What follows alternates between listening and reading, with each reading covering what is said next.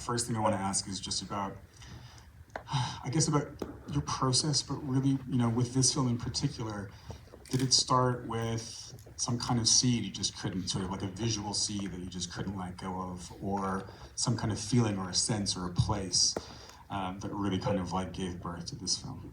Yeah, it was the opening scene. I had the opening scene in my head for maybe 10 years, but I had no film to attach it to. And then we were just about to shoot my previous film, Ennis Main, and then the lockdown happened, and we got postponed for a year. Turned out to be a year, we didn't know how long it was going to be. And my agent said, while you're in lockdown, why don't you write a new screenplay? Which is a brilliant idea in theory, but I don't tend to have many ideas. So, and especially when there's a global pandemic going on, I have no thoughts about anything. But one night, me and my partner Mary, who's in the film, who plays Mrs. Richards, we laid in bed and I said, before we go to sleep, we've got to come up with an idea for a film. And she said, have you got any ideas? And I said, no, of course I haven't. But I have got one scene, and I pitched her the scene. And she said, great, where does it go? And we sort of worked it back and forward between ourselves until we'd got a rough outline of the story, all in that one night. And then we went to sleep, and we woke up in the morning, and it was the pandemic, so we stared at the wall for 12 hours. And then in the evening, when we were having tea, I said, I've been thinking about the film all day, and she said, yeah, so have I. And then I really knew that we had something. So then I spent, I thought it was going to be a short period of time writing a script, but turns out writing something with time traveling is really difficult to write, because you change one thing, you think, oh, that's great, and then you read it back, and like a character, a really important character, suddenly can't exist because of something you've written. So it was, that was the beginning and the process. And Callum, for you, I mean, the whole experience on this film, approaching this role, getting ready for it. I guess the first question is, were you familiar with Mark's work in advance? And so was prep different for Leon, just in terms of sort of like the production stuff? I was familiar with his work, yeah, because Bait was such a big film, especially in England. And it's meant too. The prep is no different. The interesting thing about Mark is that he calls you in for rehearsals. For 2 weeks, I think he wanted, right? We got I think I was pushing for 3. We got 1 week, and we went swimming a lot. And we hung out, we went to restaurants, and the great thing about Mark is he's built this community in Cornwall. Mary has been in 2 films before. She helped write this one, and Ed also, but behind the scenes too, there's a real community of Mark Jenkin's, what would you call them? Troop of Disciples. posse. So mostly my family and mates. friends. Yeah. Mark's mum came to set most days, right? And she would say, I'm just passing by. And Yeah, and sometimes sometimes- that's a 30-minute drive out of your way. Well, sometimes it was a complete dead end. There was no way that she could have been passing by. Just in case, just to plot down. She's also in the movie too. She's in one of the pub scenes. But yeah, it was important for George and I to actually be accustomed to their ways. It was a privilege for us to join them. We weren't trying to infiltrate in any way other than just join. So those beach trips that we went on were really important, and the swimming that we did together, bonding each other was vital. What is it about where you're from, Mark? I mean, Cornwall obviously is very special to you, and it's evoked in so many different ways across your body of work. And it's you can call it elemental, you can call it visceral, you can attach all these words to it, but you really feel like you're there. I mean, I've been there to the actual place, and so there's a sense of it that comes through, but I think those who haven't still have some kind of attachment to this very physical place. Well, I think the audience is very intelligent, and I count myself as an audience. I'm an audience member more than I am a filmmaker, and I think audiences can sniff out things that are phony very quickly, and you can't always explain why it's phony. You just watch something and think, I just don't believe this. Don't believe the authenticity of it. So for me, authenticity is the most important thing. The only place I can portray authentically is the place that I know. So I don't think the films are necessarily about Cornwall. They're hopefully got wider, universal themes that everybody can relate to. Everybody can relate to slipping 30 years backwards in time on a fishing boat. That's it's a universal tale. But I say I couldn't set this film here, because I've been here 3 days, and I've loved being here, but I don't know the history, I don't know the culture, I don't know the people, I don't know the idiosyncrasies. So if I made a film here, I could make a film here, but I think any intelligent audience member, and every audience member is intelligent, would just see it as phony. So until I am intimate with somewhere else, my films will be set in Cornwall. Unless they're stories of outsiders, I could maybe come here and make a film about a British protagonist who's just is here and it would be an outsider's view. But to show people from a place, it has to be a place I understand and can portray authentically. Thank you. We'll go to some audience questions. Please raise your hand and I'll repeat the questions just for the sake of everyone in the back. Right here in the black. Yes. Hi, I just wanted to ask about what was it like filming on the boat, filming and performing on the boat, being in such confined space? The question, I guess, was for both. I mean, perhaps Callum. I mean, what was it like filming on the boat in a confined space on the water, presumably? Movies, it's magic, right? So we filmed the top of the boat in the first 2 weeks, night shoots and going out to sea. And we did all of that first. And then 6 weeks later, we went and did the underneath into the hole. It was pretty normal. What wasn't normal was that Mark's process is that he's shooting it and directing it. There were moments where Mark was right on the top of the boat, pointing down, and all the safety team were freaking out that he was up there as the waves and the boat was moving upside down. I got 2 official warnings from the health and safety officer. What's the limit? Well, 1. 3, and then I was off it, and then you'd have been And directing. you got fired. Yeah. I've been directing from home over the phone. On FaceTime through the Bolex.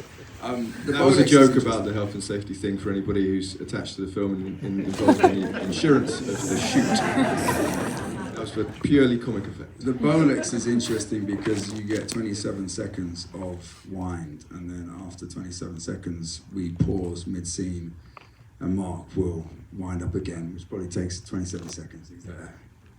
1 second. 1 second.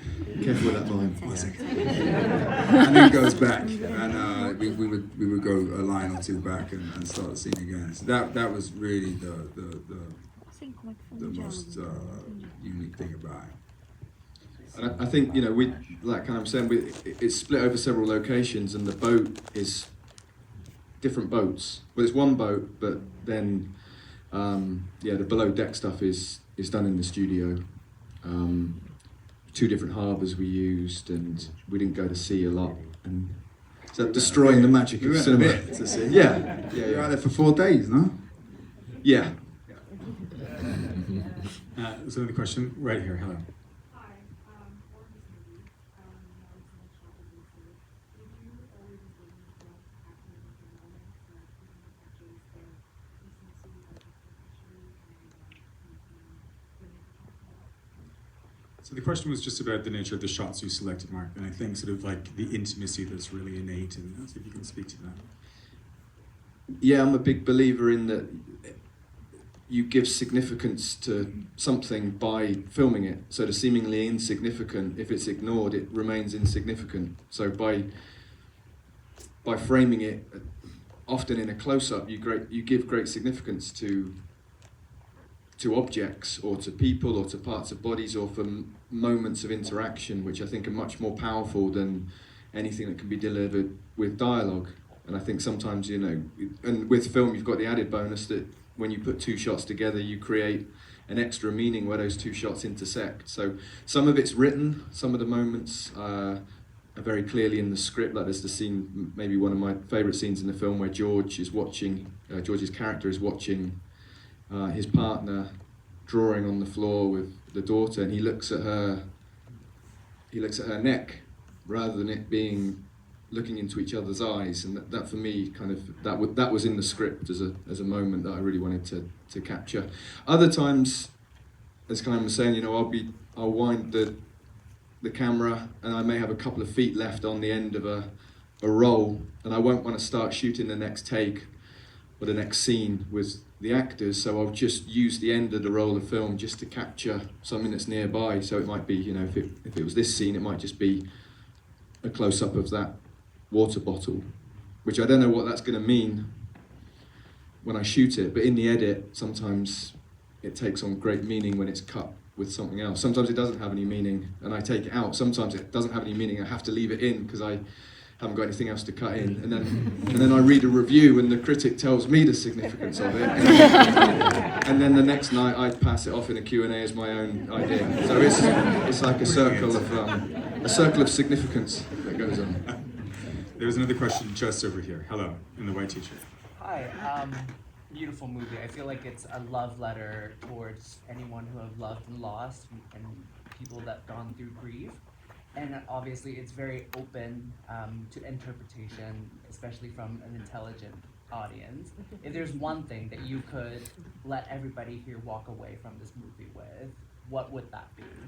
What is that one message? So, I mean, feel free to answer this question or not, Mark, but the question was, is there anything that you want the audience to walk away He's from? not going to answer that question. Yeah, I know. Nice try. No, yeah, you're right. I'm not going to answer it specifically. For me, I know what the film's about, and 2 people so far have, in my presence, said what they think it's about, and that's what I think it's about, and I've managed to keep an absolute poker face and give nothing away to them. But I think what I'd like, I think I'd probably put myself in your shoes. If I was watching a film, what I like is to walk out of the theatre and the film's still playing, you know. And sometimes I walk out of films, and I remember there's a British film called Radio On, which was made by Chris Pettit in 1979, 1980. And a few years ago, like, nobody had seen it for years, and a print turned up, and I went to an art house cinema and watched the film, and I sat there and I just watched it, and I thought, I don't know what this film is, I can't get my head around it. And as the credits rolled, everybody sat in stunned silence, and I heard somebody on my row, the other end of the row, go, "That is the shittest film I've ever seen," like really loudly, and I thought... No one said that tonight, all right? But I thought, that might be the shittest film I've seen as well. But I also thought, it could be the greatest film I've ever seen. And actually, I walked out and I thought about it, and this was maybe 20 years ago now I watched it, and I still think about that film. It still plays in my head.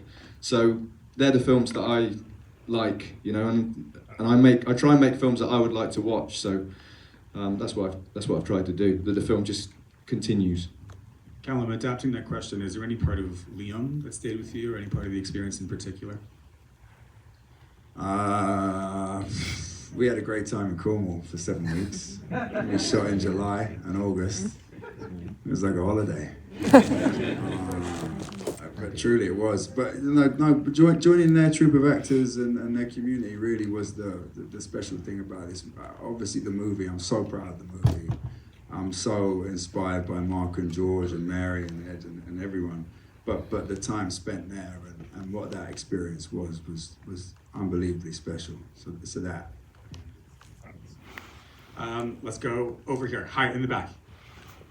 For Callum, how did this role as Liam challenge you in a way that some of your other roles haven't?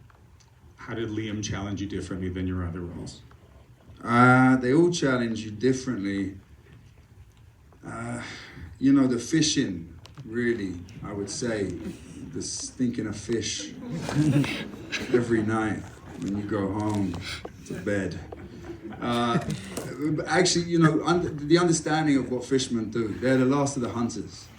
And there's a prehistoric thing, a thread that is continued to this day. These guys go out into the sea and they don't know what they're going to catch. They don't know if they're going to make any money. They don't know if they can feed their family. And they go out there and with all the best will in the world, and they find something on their radar and they head in that direction, and they hope that no one else has found it before them. And just that ferocity that they have and the power that they have to continue doing that, to feed us. And that way of life was I found pretty inspiring. So those That description here. Very eager hand here. Hi. Yes. Yeah, so I wonder if you can talk about like the sound of the film and how you chose to shoot with a non-sync sound count. So if you could talk about sort of the whole process of recording sound, sound design, all things sound. Yeah, so for anybody who doesn't know, the film's shot on a Bolex H16, which just takes 100-foot rolls of 16mm film, and I mean, we could record sync sound with it, but it's a noisy camera, so it would have certain implications for the way we recorded sound. So a long time ago, I gave up the idea of recording sync sound out of necessity to start with, and I thought this is going to be a real pain in the ass to have to do all the sound afterwards. But what actually then happened was that I fell in love with creating sound from nothing. So I would do the picture edit, and as I was doing the picture edit, I would start doing the sound design, and I realised that a lot of the time with sound, in location sound, the first thing you do is you go into the studio and you start fixing the things that are wrong, and suddenly that had all gone away. I had a blank canvas, which is such a great starting point for a creative process. And I love the sound design workflow. I work in my studio and I use tape, and I do my own Foley, which ends up getting replaced a lot of. I work with a fantastic supervising sound engineer who mixes with me and finesses everything. And I get the chance to see all the actors again. So we had that 7 weeks intense shoot, and then you have the wrap party, and the next morning you wake up and go, where have all my friends gone? And normally you see them again in places like this, a year later, but getting all the actors back to do the dialogue, they come in and we can finesse it again and take our time, and we're not on location where everything's going at 100 miles an hour and everything costs money. So it's just a very creative process for me, and I do the score, I do the music as well. So there is a version of this film, though. You should tell them, where you did everyone's voices. Which no one's seen. No one's seen, but tragically, and it's tragic that nobody's seen it because it's the best version.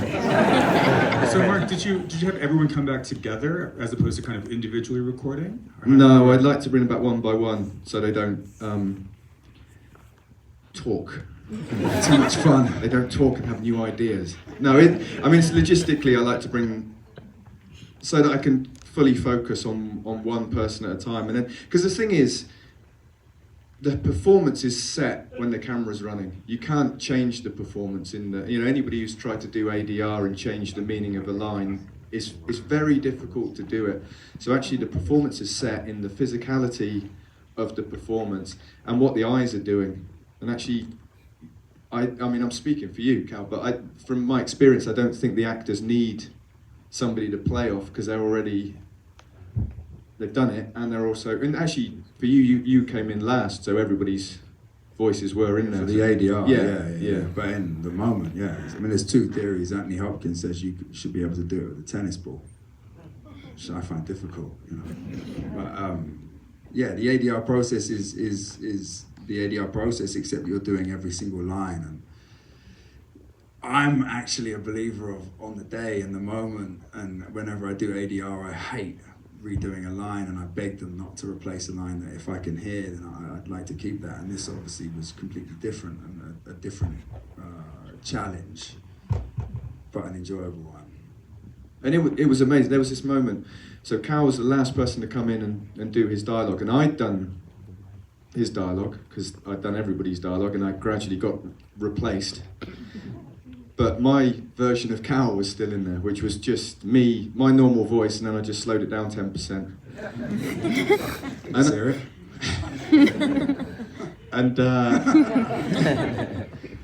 And I thought Cal was just going to come in, do his dialogue, and it would be fantastic, and that would complete his character, which wasn't complete with my voice, obviously. But what actually happened was it just elevated the whole film. Everybody's performance kind of changed just by Cal putting that last bit of the jigsaw in, and it was just, and I don't understand why. And we were looking at each other in the studio where we were putting Cal's lines in. We were glancing at each other, going, he had scenes, obviously lots of scenes with George, and it changed George's performance by adding in this other performance. And it was just, I just thought we know nothing about how cinema works, really. We just marvel at the results, but it was just like a transcendent moment, that final piece. Sounds like a really emotional moment as well too. That's amazing. But he was crying, and I thought it's because I was so good. You weren't. Turns out I wasn't. we do have to wrap up. Rose of Nevada is screening 3 more times throughout the festival, including tomorrow. So please spread the word. And a reminder to vote at tiff.net/vote for the People's Choice Award. Yeah, vote for us, guys. Vote. Mark, Callum, thank you so much for joining us. Thank you. Thank you very much.